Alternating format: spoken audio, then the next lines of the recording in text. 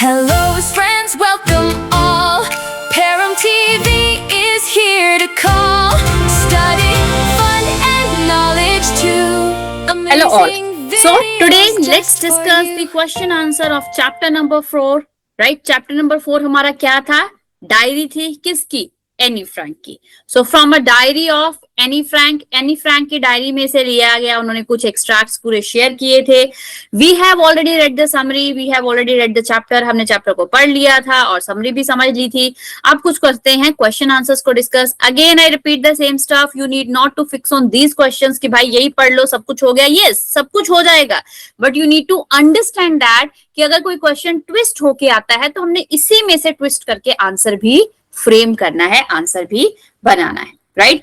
So today let's discuss our chapter number 4 question answer. So the first question of chapter number 4 is what makes writing in a diary as a strange experience for Annie Frank. Annie Frank को क्यों लगता था कि भाई diary में लिखना एक strange experience है? क्योंकि उसको लगता था कि पहले तो उसने कभी डायरी लिखी नहीं और उसको लगता था कि कौन ही किसी की डायरी पढ़ने में इंटरेस्ट दिखाएगा. That's the reason. ठीक है? Annie had never written anything before. उसने कभी भी कुछ पहले नहीं लिखा था. Her thought that उसका क्या सोच थी? Later no one will be interested in the musings of the 13 years old school girl makes it a strange experience. Right? कौन ही पढ़ेगा? सिंपल सी चीज है, जो कोई 13 year girl अपनी जिंदगी की रोजमर्रा की चीज उसमें कुछ लिखेगी. So who will read that? So that is a strange experience. So first reason ये था कि उसने कभी डायरी लिखी नहीं थी. सेकंड उसको ये था कि कोई भी उसको नहीं पढ़ने वाला है. Who is going to pay an interest? Why does Annie want to keep a diary? Diary any क्यों चाहती थी? क्योंकि भाई उसके पास कोई क्लोज फ्रेंड नहीं था. राइट? जिसके साथ वो अपने दुख, दर्द, पीड़ा या कुछ भी शेयर कर सकती. Annie wants to keep a diary because she has no close friends to confined it. Right? जिसके साथ वो अपना कॉन्फिडेंशियल मटेरियल मतलब प्राइवेट चीजें, पर्सनल चीजें डिस्कस कर सके. And unfortunately this situation is not going to change. और ना चाहते हुए भी वो सिचुएशन बदल ही नहीं रही थी और ना ही बदलने वाली थी, क्योंकि एनी को कोई वैसा क्लोज वाला फ्रेंड मिल ही नहीं रहा था. So diary will help in getting all kinds of thing of her chest. Right? तो जो भी उसके दिल पर, चेस्ट पे भारी दबाव पड़ा हुआ है, बातों का, दुख का, जो किसी भी चीज का, वो सारा कुछ उसमें वो लिख सकती थी. Why did Annie think she could confide more in her diary than in people? तो हमने पढ़ा था ना कि paper has more patience. Paper में ज्यादा पेशेंस है लोगों से, तो इसीलिए उसको लगता था कि मैं पेपर में लिख दूंगी, डायरी में लिख दूंगी, that is more secure. Annie thought that she could confide more in her diary than in people because she believed in saying that paper has more patience than people. Moreover, she never found a real friend to confide it. उसके अलावा उसको कोई अच्छा दोस्त, ऐसा close friend मिला ही नहीं जिसके साथ वो चीजें शेयर कर सकती. That's the reason she felt that कि भाई सब कुछ लिखो डायरी में. Why does Annie provide a brief sketch of her life? तो डायरी को लिखने से पहले उसने ब्रीफ स्केच क्यों लिखा था? उसने इसीलिए लिखा था ना कि कोई, अगर मैं सीधे आपको बोलना शुरू कर दूं, मतलब चैप्टर के बारे में कुछ इंट्रोडक्शन भी ना दूं, चैप्टर का नेम भी ना बोलूं, सीधी फटाफट पढ़ाना शुरू कर दूं, तो आपको चीजें समझ नहीं आएंगी. आप सोचोगे कि मैम कुछ तो इंट्रोडक्शन दो ना जिससे मुझे पता चल सके. अब मैं आऊं, मैं बोलूं बिना कि कौन हूं, क्या लेने वाली हूँ, कौन सा सब्जेक्ट पढ़ाने वाली हूँ, सीधा बोलूं चलो जी 13 मई दिस दैट. क्या 13 मई मैम? तो वो चैप्टर ही शुरू कर दिया, ना कोई चैप्टर का नाम बताया, ना उसका बिफोर रीड कुछ हमने पढ़ा, तो कैसे we'll get to know that? इसीलिए उसने भी कुछ ब्रीफ स्केच बताया था. Anne provides a brief sketch of her life so that everybody can understand every word of her stories to Kitty. Right? कि जो भी, किटी कौन थी? उसकी डायरी थी. जो भी उसने डायरी में लिखा है सब उसको पढ़ सकते हैं. Without the brief sketch of her life it would be difficult to understand her diary entries. ठीक है? तो बड़ा मुश्किल हो जाना था समझना. What tells you Anna loved her grandmother? आपको कैसे लगता है कि एना अपनी ग्रैंड माँ को बहुत प्यार करती थी? भाई जब उनकी डेथ हो गई थी, ठीक है, जब वो बीमार थी, तो पहले उसका बर्थडे अच्छे से नहीं मनाया गया था. जब नेक्स्ट ईयर उसका बर्थडे मनाया गया तो उसने कैंडल लिट की थी, ठीक है, जैसे मोमबत्ती याद में जलाई थी. Annie's birthday passed with a little celebration when grandma fell ill. ठीक है, जब वो बीमार हुई थी तो उसका सेलिब्रेशन बहुत कम बनाया गया था बर्थडे का. And had an operation. किसका ऑपरेशन हुआ था? ग्रैंडमा का. ऑन एनीज बर्थडे इन 1942, अब जब नेक्स्ट ईयर उसका बर्थडे आया, grandma's candle was also lit along with the rest. This tells that Anne loved her grandmother. ठीक है, कि उनकी याद में कैंडल भी लिट की गई थी और पहली बार जन्मदिन ही अच्छे से नहीं मनाया गया था. Why was Mr. Casing annoyed with Annie? Any से क्यों वो तंग करते, मतलब क्यों एनी को बार बार समझते थे कि ये तंग करने वाली, और वो खुद उनको भी अच्छा नहीं लगता था. What did he ask to do? Right? What did he ask to do? उन्होंने उनको क्या बोला? उनको ये चीज नहीं पसंद लगती थी कि एनी बोलती बहुत थी, she was too talkative, right. तो उन्होंने उसको बोला कि भाई जा एक चैटर बॉक्स के ऊपर ऐसे लिख के आ, उसने वो भी लिखा, फिर फिर भी वो चुप नहीं, उसमें उसने फालतू सा रीजन दे दिया, ठीक है, हंसी वाला, और उसके बाद भी वो उसने चुप होना शुरू नहीं किया। फिर उसको एक दूसरा ऐसे दे दिया कॉरिजिबल चैटर बॉक्स, वो फिर भी नहीं हटी, फिर क्वैक क्वैक क्वैक क्वैक, और इस टाइम गुस्से में दिया गया, ठीक है। Mister Keesing was annoyed with Anne's because she talked too much, so she was too talkative. He asked her to write an essay, a chatterbox, then an incorrigible chatter box. Incorrigible हमने पढ़ा था कि भाई जो नहीं सुधरता है, जो जैसी चीजों को फॉलो कर रहा है उसी को कर रहा है, he or she is not trying to change his or her behavior. And finally on quack quack quack sat distressed chatterbox. How did Annie justify her being a chatterbox? कैसे उसने बताया था कि चैटरबॉक्स होना? उसने बोला था चैटरबॉक्स होना एक अच्छी आदत है, हमें बातें करनी चाहिए बीइंग अ चाइल्ड, और इसके अलावा मुझे तो गुण ही इनहेरिटेड मिले हैं अपनी मम्मी से, ठीक है, तो मैं कैसे ही बदल सकती हूँ। She gave two argument, तो उसने दो आर्ग्यूमेंट दिए थे to justify her chatterbox. One, chatting in student street, बातें करना बच्चों का गुण है। Other reason that nothing can be done about in inherited trait, तो वो कुछ भी नहीं कर सकती क्योंकि वो तो चीज उसको विरासत में मिली हुई है, उसकी मम्मी बहुत बोलती है तो उसने बोला मैं भी बहुत बोलती हूँ तो मैं इसको बदल ही नहीं सकती हूँ। Do you think mister casein was a strict teacher? तो क्या आपको भी लगता है कि वो एक स्ट्रिक्ट टीचर थे? क्योंकि एक ऐसे, दूसरा ऐसे, तीसरा गुस्से से। Mister casein was a strict teacher, however he was not rigidly strict, मतलब भाई उतना स्ट्रिक्ट नहीं थे, स्ट्रिक्ट तो भाई टीचर को होना ही चाहिए ना। He expected discipline and silence in his class while he was teaching, तो उनको क्या चाहिए था कि जब मैं पढ़ा रहा हूँ मेरी क्लास में डिसिप्लिन रखो, साइलेंट रहो, विच इज एक्सेप्टेबल, जो कि भाई ठीक है ना, हर टीचर यही चाहे कि मैं यहाँ पढ़ा रही हूँ और आप यहाँ पे डांस कर रहे हो, so what's the matter, right, क्या ही मैटर है उसमें, समझो समझो समझो और टीचर को सुनो। He punished Annie by asking her to write an essay on a chatterbox, तो उन्होंने पनिश भी कैसे किया कि भाई ऐसे लिख के आ जाओ chatterbox. When Annie wrote a convincing essay on it, he received it with a good laugh, ठीक है, तो उन्होंने जब एनी ने कन्विंसिंग लिख दिया कि भाई हाँ बोलना गुण है, ऐसा होना चाहिए, तो उन्होंने इसको एक्सेप्ट भी कर लिया और इसको दिल पे नहीं लिया कि हाँ बच्चा तो मेरे से आगे जुबान लड़ा रहा है। However, when Annie continued with her talking, but Annie फिर भी नहीं हट रही थी, he punished her again by asking her to another essay. This time the topic was an incorrigible chatterbox, तो अगली बार उन्होंने बोला कि भाई तू अब भी नहीं हट रही है, जा दूसरा ऐसे लिख के आ। Even after, अब दूसरी बात भी हो गया। This when she kept talking, he asked her to write on the topic quack quack quack said distressed chatterbox. He was trying to play a joke on her, ठीक है, उसका ठीक है उसके साथ मजाक कर रहे थे और थोड़ा सा उसको तंग भी कर रहे थे, तंग इन द सेंस नेगेटिव में नहीं, उसको समझाने के लिए। However, she came up with a brilliant poem, तो तीसरी बार भी वो एक अच्छी सी पोएम के साथ आ गई थी, है ना, swum duck ducklings. He read his poem, he read this poem in the class acknowledging its content कि हाँ भाई बहुत अच्छा लिखा है। Therefore, in regard of these events, Mr. Kissing cannot be entirely labeled as a strict teacher. He was fun loving too. तो इसलिए हम बता सकते हैं कि भाई पनिशमेंट भी दे रहे थे, बट जब एनी कन्विंसिंग आंसर्स लेकर आ रही थी तो वो चिल्ला नहीं रहे थे, उसको हंसी में टाल रहे थे। What made Mr. Casings allow Annie to talk in the class? किस चीज ने बोला कि हाँ भाई अब तू बोल ही ले, अब मैं तुझे रोकने वाला नहीं, ठीक है जी। Annie was able to justify, क्योंकि वो हर बार अच्छा सा कुछ लेके आती थी कि भाई मेरे तो मेरी मम्मी बहुत बोलती है इसलिए मैं बोलती हूँ, है ना। Justify her talkative nature every time she was punished by Mr. Casing, तो Mr. Casing ने जब भी उसको पनिश किया हर बार वो उसका कोई आंसर लेके आ गया कि मैं इसलिए ज्यादा बोलती हूँ। On 3 occasions as punishment, 3 बार किया गया था। He gave her topic to write essay on. However, on each occasion he was impressed by the manner in which she presented her argument. तो तीनों बार वो खुश हुए थे कि भाई एक बच्चा है जो अलग अलग तरीके के आंसर लेके आ रहा है, बल्कि एक नेगेटिव चीज को पॉजिटिव दिखा रहा है। Finally Mr Keesing accept the fact that Annie would always be that way, तो उन्होंने एक्सेप्ट कर ही लिया भाई मैं चाहे 10 बार इसको सजा दे दूं ये बच्चा नहीं बदलने वाला है। Hence she was allowed to talk in the class, लो बहन तुम बोलती जाओ क्लास में। Was Anne right what she said that the world would not be interested in musics of the 13 years old girl? क्या आपको लगता है कि एनी ठीक थी कि 13 साल की बच्ची की जनरल थिंग्स को कोई पढ़ने में क्या ही इंटरेस्ट दिखाएगा? No, Annie was not right when she said so. Her diary has become one of the most widely read books of the world. मतलब भाई दुनिया में पढ़ी गई, इंग्लिश में भी पढ़ी गई, डच लैंग्वेज में भी पढ़ी गई और भी कई भाषाओं में। Moreover, it is an important document of daily life and condition of Jews under Nazi occupation. ठीक है, तो हमने पढ़ा भी था जर्मनी और नाजी के बीच में जो भी प्रॉब्लम हुई थी, ठीक है, जूइश के साथ जैसा बिहेवियर किया जाता था, तो उसके बारे में भी पता चला और सारी ये बुक बहुत ज्यादा फेमस हुई, फिर फिल्म्स बनी, थिएटर्स पे ये चला, एक्ट बहुत कुछ अच्छा गया, तो ये उसका गलत फहमी थी। There are some examples of diary और journal entries in before you read section. Compare these with the Anne's writes in her diary. What language was the diary originally written in? In what ways Anne's diary is different, ठीक है जी। तो any की diary कैसी थी, कैसी वो original से different थी, सब कुछ उसके बारे में। Annie's diary was originally written in a Dutch language, starting में डच में होगी। Annie's diary is different one, it is in the form of a letter, क्योंकि बाद में तो उन्होंने प्रिंट कर दी ना, तो वो तो एक लेटर के फॉर्म में था, डेयर डायरी, और उसने सब कुछ लिखा हुआ था। It has the feature of a journal but it is also describe the feelings and the thought, ठीक है। तो वो थी किस तरह की थी, उन्होंने ये समझा था कि ये जो डायरी है वो एक जर्नल के फॉर्म में थी जिसमें फीलिंग्स एंड थॉट्स के बारे में डिस्क्रिप्शन दिया गया था। Why does Annie need to give a brief sketch about her family? Does she treat Kitty as an insider or outsider? क्यों एनी को जरूरत पड़ी अपनी फैमिली के बारे में पूरा डिटेल में बताने के लिए, और जो किटी जो उसकी प्यारी डायरी थी, क्या वो उसके लिए इंसाइडर थी, फैमिली मेंबर थी, या उसके लिए वो आउटसाइडर थी? Annie needs to give a brief sketch about her family because she thought, उसको लगता था that no one would understand a word of her stories Kitty without it, right? कि कोई भी पर्सन उसकी स्टोरी को समझ ही नहीं पाएगा।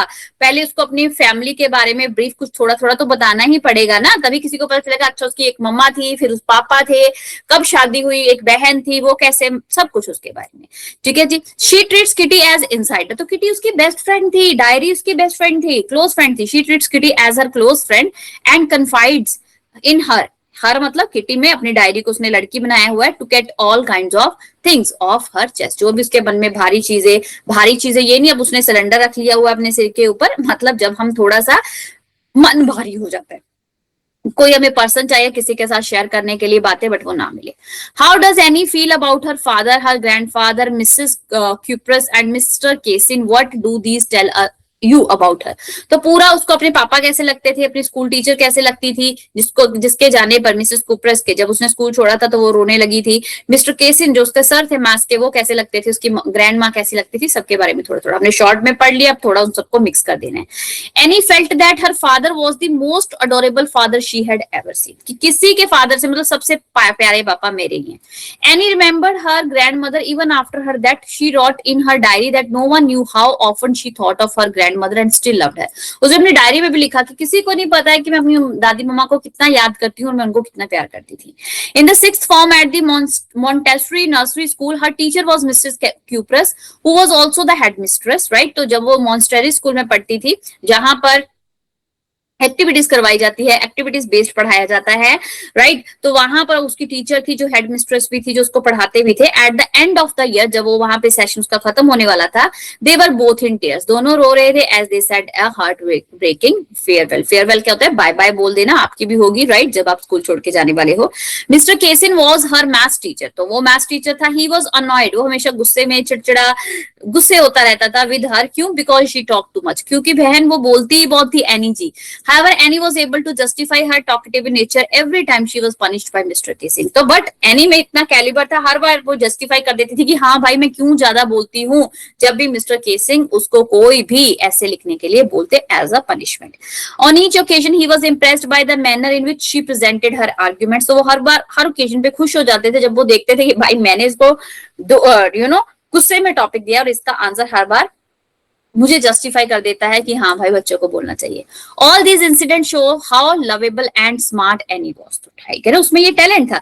Everybody was attach to her and even Mr Keesing couldn't help but laugh at her essays and acknowledge her smart mind, right? ठीक है भाई, मिस्टर केसिंग को नहीं अच्छा लगता था कि वो इतना बोलती है, बट वो भी हंसते थे जब वो उसके ऐसे पढ़ते थे, और उनको लगता था कि भाई टैलेंट तो है ना, लड़की में कुछ अलग ही लेके आती है, ठीक है जी। What does Anne write in her first essay, क्या लिखा था जब उसके सर मिस्टर केसी ने उनको टॉपिक दिया था? क्या टॉपिक दिया था? Chatter box. तो उसने क्या लिखा था उस चैटर बॉक्स में? उसने ये लिख दिया कि मतलब फर्स्ट उसने ये बोला कि भाई स्टूडेंट है तो ये तो उनका गुण है बोलना, ठीक है जी, बिना बोले वो क्या ही करेंगे। सेकेंडली उसने बोल दिया कि भाई मेरी मम्मा ही बहुत बात करते हैं, तो ये इनहेरिटेड गुण है, हम तो इसको कभी रोक ही नहीं सकते, जितनी मर्जी मैं कोशिश भी कर लूं, ठीक है। तो एनी की इस आंसर को उन्होंने इंग्लिश में डिस्क्राइब किया है in her first essay titled was a chatterbox. Annie wanted to come with convincing arguments, ठीक है, वो कन्विंस करना चाहती थी कि ये नहीं कहना चाहती हाँ मैं चैटर बॉक्स में आगे से बात नहीं करूंगी, मुझे माफ कर दीजिए सर, नहीं, वो कन्विंस करना चाहती थी कि बात करना तो अच्छी बात है। Prove the necessity of talking, बोलना क्यों जरूरी है। She began thinking about the subject, पहले उसने सब्जेक्ट के बारे में सोचा कि मैं क्या लिखूंगी। She wrote 3 pages and was satisfied, 3 pages लिखे, बहुत रफली ऐसे फालतू सा कुछ नहीं लिख दिया, और सेटिस्फाइड आंसर लिखा. She argued that talking was a students trait. ठीक है, पहली बात तो भाई बोलना बच्चों के लिए बहुत जरूरी है. She would do her best to keep under control. हाँ, वो कोशिश करेगी कि वो ना बोले, बट ये तो बोलना बच्चों का गुण है. शी फर्दर रोट, इससे आगे उसने लिखा, she would never be able to cure herself of the habit. वो इस आदत को कभी भी अगर बोले कंप्लीटली हटा दे, वो नहीं हटा सकती है. क्यों? Her mother talked as much as she did. उसकी मम्मा भी उतना ही बोलती है भाई जितना वो बोलती थी. There was not much that one could do about inherited traits. कोई भी कुछ नहीं कर सकता है उन चीजों से जो गुण हमें अपने विरासत में मिले हुए होते हैं. तो भाई मैं चाहकर भी अपनी जुबान पर कंट्रोल नहीं रख सकती हूँ. Mr Keesing too had a good laugh reading her argument. तो वो भी हंसने लगे कि बच्चा क्या ही बोल रहा है. मैं तो ये एक्सपेक्ट कर रहा था कि मैंने उसको ऐसे दिया है चैटर बॉक्स, और बच्चा बोलेगा हाँ भी आगे से मैम मैं बातें नहीं करूंगा, या सर मैं बातें नहीं करूंगी, हाँ मैं चैटर बॉक्स हूँ, आगे से ये गलती दोबारा नहीं होगी. बट बच्चा तो कुछ अलग ही लेके आया, right? So he was impressed also. Annie says teachers are most unpredictable. उसने बोला था ना, is Mr. Casing unpredictable? How? कब बोला था एनी ने ये बात? तब बोली थी जब उसकी फ्रेंड ने उसे पूछा था तुम्हें क्या लगता है हम आगे जाएंगे, कौन बच्चे आगे वाली क्लास में जाएंगे? तो उसने बोला था कि ये सारे बहुत सारे लोग यहाँ पे डमीज ही है, मुझे लगता है क्वार्टर, राइट? जितना भी होगा उसका क्वार्टर लोग तो इसे यहीं पे रहने चाहिए या पीछे जाने चाहिए, आगे नहीं जाने चाहिए. बट हाँ भाई, अनप्रडिक्टेबल टीचर्स का नहीं पता वो क्या सिलेक्ट करने वाले. अनप्रडिक्टेबल मतलब जिनका अनुमान नहीं लगाया जा सकता. तो क्या आपको लगता है मिस्टर केसिन जो थे वो अनप्रडिक्टेबल थे? Any felt that a quarter, ठीक है जी, क्वार्टर मतलब 1/4 आपको बताया था, of her class was a डम. ठीक है, वहां पे उसने डमी बोला था, यहाँ पे डम बोल दिया. And should be kept back and not promoted to the next class. इनको तो रखना चाहिए बैक पे, इनको आगे नहीं लेके जाना चाहिए नेक्स्ट क्लास में. However she also felt that teachers were the most unpredictable creature on the earth. Teachers को नहीं समझा जा सकता. Mr Keesing could be termed as unpredictable. ठीक है, तो उनको मिस्टर केसिन को मान लिया है जिनको नहीं अनुमान लगाया जा सकता. The way any always talked while the class was going on, any teacher would lose his temper. However, after several warnings, all Mr. Casing did was to assign her extra homework. कहते कोई भी अगर teacher हो अपना काम nature, temper को खो देगी क्योंकि बच्चा कंटिन्यूसली बोलता ही जा रहा हो. तो ऐसा ही होता था, सेवरल टाइम्स वो वार्निंग देते रहते थे. ठीक है, एनी मत करो, एनी बातें मत करो, एनी ऐसा ना करो. फिर उन्होंने हार के उसको एक होमवर्क दे दिया. She had to write an essay on a chatterbox. उसको ऐसे लिखना था चैटर बॉक्स के ऊपर. In this way he try to play a joke on her, right? ताकि उसका मजाक बनेगा, शायद उसको समझ आ जाएगी कि हाँ भाई मुझे देखो अब चैटर बॉक्स ही बोल दिया तो मैंने बोलना कम कर देना है. Each time that he asked her to write such essays she wrote very well. But वो जब भी ऐसे देते वो अच्छा लिख के आती. She kept countering his jokes, right? वो उनके जो जोक्स उनके ऊपर आते तो वो ये समझते कि मैं इन जोक्स का आंसर जोक्स की फॉर्म में देने वाली हूँ. One couldn't have predicted that he would take all the jokes in the right spirit. अब देखो, मैं मान लो मैं एक टीचर हूँ, है ना, मैंने आपको किसी चीज के लिए डांटा, तो अगर आप मेरे से आगे आर्ग्यूमेंट वाली फॉर्म में कुछ बोल रहे हो तो आगे से मुझे गुस्सा होना चाहिए ना कि लाए मैंने तो इसको बोला कि तू चैटर बॉक्स है, इसको तो मेरे से माफी मांगनी चाहिए और ये कहना चाहिए, और ये आगे से अपनी मम्मी को बीच में लेके आ रहे हैं, राइट? आगे से ये कह रहे हैं कि बोलना बच्चों का गुण होता, तो मैं गुस्से हो जाती. ठीक है जी. बट वो टीचर क्या था, उनको प्रेडिक्ट, उन्होंने वो जोक को भी एक हेल्दी स्पिरिट में लिया कि हाँ यार चल छोड़ो, बच्चे का दिमाग तो है ना किस तरह से वो सोचता है. Finally she wrote an entire essay in verse he accepted her talkative nature. Last वाला ऐसे तो उसने ऐसा लिख दिया कि अब जो मिस्टर केसिन थे उन्होंने बोल दिया ठीक है जी मिस एनी आप बोलते जाइए, आपको बोलना अलाउड है. Actually allowed her to talk in the class. ठीक है जी. He did not even assign her any more extra homework. अब उन्होंने उसको कोई एक्स्ट्रा होमवर्क नहीं दिया क्योंकि पता था भाई नहीं, अब मैं इनके जो उसने आंसर दिया है ठीक है ये ऐसे ही बोलने वाली है. That's why it can be said that mister casein was unpredictable. तो इस वजह से हम लोग कह सकते हैं कि जो मिस्टर केसिन थे वो अनप्रेडिक्टेबल थे, राइट? अगर कोई और टीचर होती तो हाँ उस चीज का गुस्सा करते, बट उसने गुस्सा नहीं किया. उसने काम डाउन नेचर में उसको हेल्दी एक जो है जोक लिया और आगे से जो एनी है उसको बोलना बंद कर दिया कि ना बोलो, चलो बहन बोलते जाओ. ठीक है जी. So this was a very good chapter. I think you have enjoyed that chapter because एक स्टोरी थी एक छोटी सी गर्ल की, राइट? जिसके साथ मतलब जिसके परिवार के साथ just because they belong to the Jewish family उनके साथ बुरा बिहेवियर होता था, बट एक बीमारी के कारण क्योंकि लड़ाई हुई थी वो कैंप में रहने चले गए. इकट्ठे वहां पे लोग रहते थे, एक बीमारी फैल गई, वहां पे मर गई. बट उसने एक डायरी लिखी थी, ठीक है, क्योंकि उसका और कोई क्लोज फ्रेंड उसको नहीं फील होता था. इतना बोलने के बाद भी उसके पास कोई क्लोज फ्रेंड नहीं था, तो उस डायरी उसकी क्लोज फ्रेंड थी जिसका नाम उसने किटी रखा हुआ था. उस डायरी में उसने पूरा अपने स्कूल के बारे में, ठीक है, उसके सर के बारे में ज्यादातर बताया हुआ है और कैसे उसके सर उसको मतलब वो अपने सर को तंग करती थी, ज्यादा बोलती थी, सर भी गुस्से में उसको टास्क देते रहते थे, बट हर बार उसके टास्क का answer convincing. So this was your chapter from the diary of Annie Frank. So for this we can say that our chapter number 4 is finished. Practice का टाइम आपका है, चैप्टर रीडिंग अच्छे से करनी है, question इन्हीं में से घूम फिरा के आने वाले हैं, तो आंसर्स भी आपने इन्हीं में से ही मिला जुला के लिख देने हैं। टेंसेस का ध्यान रखना है, whenever you are writing something by your end, अपने एंड से लिख रहे हो, मतलब जो भी आपने पढ़ा है उसके अकॉर्डिंग अपने आइडियाज लिख रहे हो, या उस चैप्टर में से भी जो भी लिख रहे हो, बट लाइन बनाना तो आना चाहिए। I hope so whatever I have covered, जो भी मैंने समझाया है आपको समझ आ गया है। ठीक है जी, नहीं समझ आया है तो वीडियो आपके पास है, दोबारा से देखिए, try to understand, hope so you'll get each and every point, आपको सब कुछ मिल जाएगा यहाँ पे। So I just want to say thank you again for your immense love which you guys are sharing to my videos and subscribing to Param TV channel. Thank you. Bye-bye. Going to meet you in the next session with the new chapter. Till then, see you. Bye-bye. Catch you later.